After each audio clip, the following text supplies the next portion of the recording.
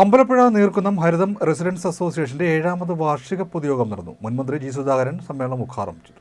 നീർക്കുന്നം ഹരിതം residence അസോസിയേഷന്റെ 7ാമത് വാർഷിക പൊതുയോഗം നടന്നു. നീർക്കുന്നം തീരദേശ LP സ്കൂളിൽ നടന്ന പൊതുയോഗം മുൻമന്ത്രി ജി സുധാകരൻ ഉദ്ഘാടനം ചെയ്തു. റെസിഡൻസ് അസോസിയേഷൻ പ്രസിഡന്റ് സാദിഖ് ഉലഹൻ അധ്യക്ഷത വഹിച്ചു. ബ്ലോക്ക് പഞ്ചായത്ത് അംഗം അഡ്വക്കേറ്റ് പ്രദീപ് ടി സജിത്, കോർവ ജില്ലാ സെക്രട്ടറി സൗമ്യരാജ്, പഞ്ചായത്ത് അംഗങ്ങളായ ഷീനോയ് മോൻ, സുമിത, രക്ഷാധികാരികളായ ദിലീപ് ജി കന്നിമേൽക്കോണിൽ, പ്രസന്നൻ പിള്ള എന്നിവർ സംസാരിച്ചു. തുടർന്ന് വിവിധ കലാപരിപാടികളും നടന്നു.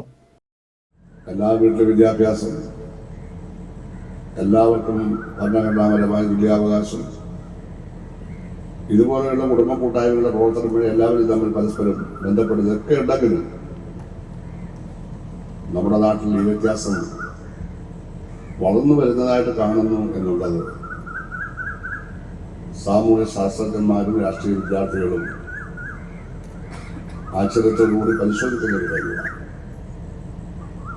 അതിന് പല പല കാരണങ്ങളുണ്ട്.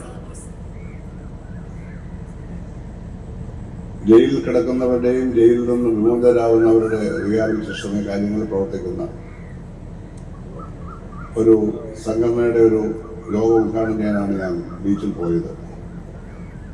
ആലപ്പുഴ രൂപതയുടെ പിന്തുണയുള്ള ഒരു സംഘടനയാണത്. അവർ ജയിലിനകത്ത് മുഴുവൻ തടവുള്ളുകളെയും കൂടിയിരുത്തി സമ്മേളനങ്ങളൊക്കെ നടത്താറുണ്ട്. പലതവണ ഞാൻ അവിടെ സംസാരിക്കാൻ പോയിട്ടുണ്ട്. അപ്പോൾ അവിടെ അവർ ഇന്നിപ്പോൾ ഉന്നയിച്ച മുദ്രാവാക്യം സമാധാനം, വികസനം, നീതി എന്നീ കാര്യങ്ങൾ. അവർ മാത്രമല്ല, എല്ലാവരും ഉന്നയിക്കുന്ന, ലോകത്ത് മുഴുവൻ ഉന്നയിക്കുന്ന മുദ്രാവാക്യമാണ് നീതി, തുല്യനീതി. ഇന്ത്യൻ ഭരണഘടനയിൽ തുല്യനീതി ഉറപ്പാക്കുന്നു. പക്ഷെ തുല്യനീതി ഉണ്ടായിട്ടില്ല. പിന്നെ സമാധാനം യുദ്ധം മൂലം ലോകത്തിപ്പോൾ അസമാധാനമാണ്. റഷ്യയും യുക്രൈനും തമ്മിലുള്ള യുദ്ധം, പലസ്തീൻകാരും ഇസ്രായേലുകളും തമ്മിലുള്ള ഏറ്റുമുട്ടൽ, ഇസ്രായേലുകളുടെ ആക്രമണങ്ങൾ,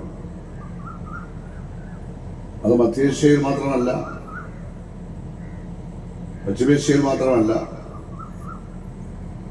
അതിന്റെ ദുരന്തങ്ങൾ അനുഭവിക്കുന്ന ജനങ്ങളെ മാത്രമല്ല, രാവിലെ പത്രം വായിക്കുന്ന നമ്മളെ എല്ലാവരെയും വിഷമിപ്പിച്ചുകൊണ്ടിരിക്കുകയാണ് നടക്കുന്ന സംഭവം.